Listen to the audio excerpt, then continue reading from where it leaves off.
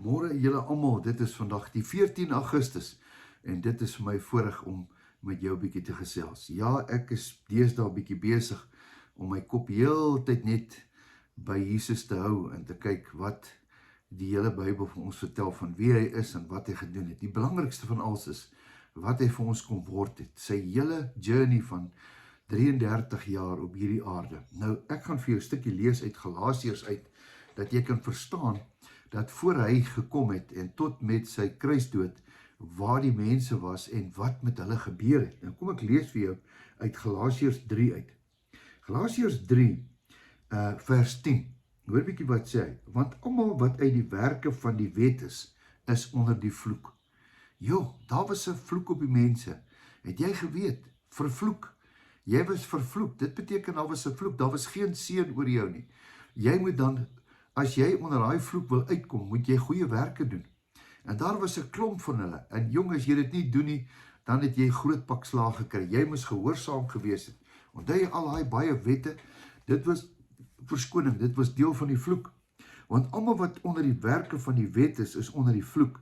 Want daar is geskrywe, vervloek is elkeen wat nie bly in alles wat geskryf is in die boek van die wet om dit te doen nie. Vervloek is jy, as jy een van daai goed nie gehoorsaam het nie. So jy het net heeldag gesit en wag. Daar was so swaard oor jou kop, en 'n groot sambok, en die heeltyd het jy pak gegee. As jy net gedink het, het jy klaar gesondig. O, jy moes heeltyd net bely het, jy moes heilig gewees het. Jy kan nie eens gedink het aan 'n ander ou wat voor jou ingery het, of wat ook al nie. Dan moes jy dit nou weer gaan bely het. Nou ja, hier kom hy. En dat niemand deur die wet by God regverdig kan word nie.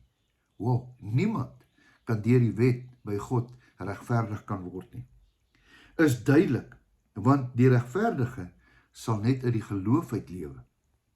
Maar die wet is nie uit die geloof nie, maar uit die mens wat hierdie dinge doen, sal daardeur lewe. Nou hier kom hy.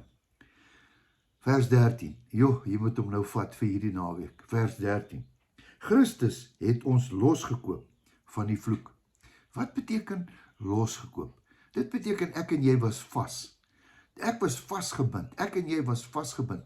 Jy kon nie loskom nie. Maar hy het 'n prys kom betaal. En dit laat my dink aan, jy was 'n slaaf. Jy was vasgebind in 'n werk. Jy kon nêrens heen gaan nie. Jy kon nie oor die muur eers kyk nie. Jy was in 'n wêreld waar jy rondte geloop het en jy was vasgebind. Jesus het ons losgekoop. Losgekoop. Hy het die toue kom afhaal. Hy het ons kom bevry van die vloek van die wet wat deur vir ons 'n vloek te word. Is dit nie amazing nie? Hy koop ons los om vir ons 'n vloek te word op 'n kruis. Want daar staan geskrywe, vervloek is elkeen wat aan 'n hout hang. Ja, daar was 'n houtkruis.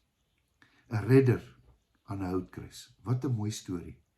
Ja, ons het hierdie goed nie altyd verstaan nie. Hulle het dit nie mooi vir ons verduidelik nie. Maar dis hoekom Jesus gekom het. En elkeen wat hom aangeneem het, dat hy mag gegee om kind van God te wees. Daarom is ek nou nie meer slaaf nie, maar ek is kind. En omdat ek kind is ek mede-erfgenaam deur Jesus Christus. Wat 'n vriend het ons in Jesus. Nou ja, my vriend, my vriendin, dis die boodskap van die lewe. Hy het ons kom loskoop, sodat ons kan vry wees, sodat ons met hom 'n verhouding kan hê, sodat ons dan vandag vir almal kan vertel. Want jy sien, baie mense weet dit nie. Hulle is nog steeds onder die wet. Hulle probeer dinge doen, sodat hulle kan beter voel, of beter kan dink. Iemand het eendag gesê, ek en jy gaan die hemel toe, vir dit wat ons probeer, om op aarde vir ons Skepper reg te doen nie. Ons gaan die hemel toe, vir dit wat Jesus op die kruis vir ons kom reg doen het. Wat 'n storie. Kan ek vir jou bid vandag? Dankie Here, dat U ons kom loskoop het aan die kruis. Here, ons kom vanmôre na U toe. Here, in opregtheid, en sê ons is soveel keer jammer vir al die goed wat ons verkeerd gedoen het. Vergewe ons, Here.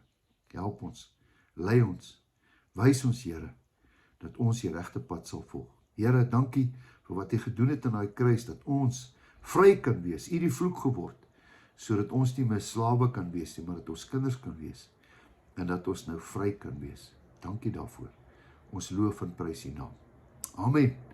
'n geseënde dag wens ek jou toe, 'n naweek vol vreugde Ek glo die ergste koue is verby, dis nog steeds koud hier, ek dink ander plekke nog steeds kouer, maar weet dat Jesus jou baie lief het en jou beste nog steeds voor lê. Totsiens, tot 'n volgende keer.